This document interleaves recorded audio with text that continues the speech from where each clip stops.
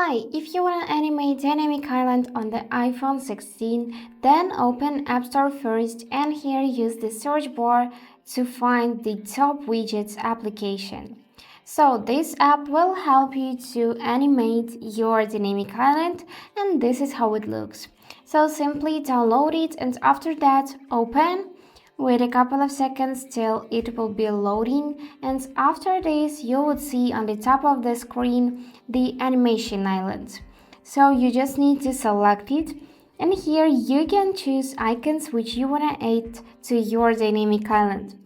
For example, let's select this cutie and just wait a couple of seconds till it is loading, and this cute cat. We can also switch here to the right side, which is indicated here as a left side, but I think they just mistaken. And this is how it will look. So if you want to customize your dynamic island like that, you just need to select this blue button, enable, and now you would see these cute icons in the dynamic island. And here it is. You can tap it and go directly in this app. And here you can just add some icons or change the animation. For example, you can go in the animation island and let's enable these cute birds.